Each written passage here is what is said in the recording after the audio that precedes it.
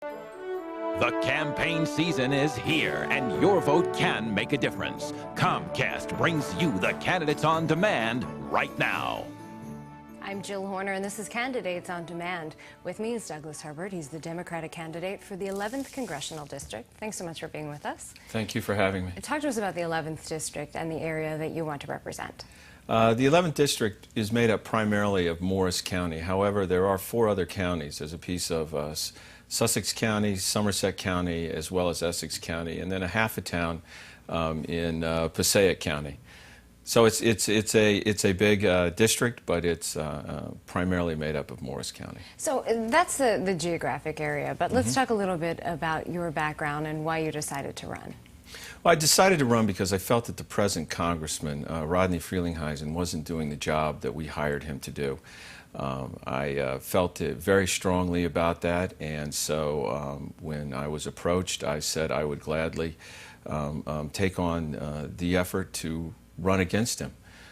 As for background, I was raised in the Midwest. I went to, after high school, I joined the United States Army. I was in the infantry in West Germany, as well as did a tour with the 82nd Airborne Division. After the Army, I went to Columbia University and graduated from there and went on to Seton Hall Law School. And am an attorney and live with my wife and my 3 children in Chatham Borough. So let's get into some of the specific goals that you do have and some of the reasons that you are running. You say one of your top priorities is jobs. Are there specific measures that can be taken in order to create more jobs in this area?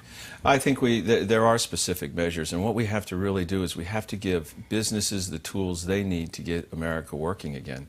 And one of those things that we could do is by giving payroll tax credits that would incentivize employers and businesses to begin hiring again. Also, I feel very strongly that the government needs to step in and help finance credit lines and loans to small businesses in order for them to begin to generate hiring. So those are some of the things related to jobs, but what about the economy overall? Are there things that need to be done in order to keep things moving and to get us on track financially as a nation? Well, first of all, once we get America working again, we can begin to, that will create a surplus that we can begin to use to begin to pay off the deficit. The deficit is a serious issue that we have to focus on, and it's like any business. Once you have the income or the profit, you can take care of the deficit or the expense side of the balance sheet. And so it's really about getting jobs, and then we have to work on reducing the deficit. And there are a number of ways that we can go about reducing the deficit. There's some budgetary devices called PAYGO, which I am strongly in favor of, and my opponent has voted against. And how would that work? PAYGO is basically, if you don't have the money, you don't spend it. Very simple. Pay as you go. Yes, exactly. Pay as you go. Now, let's talk about education and how education can play a role in job creation. What are some of your priorities when it comes to education?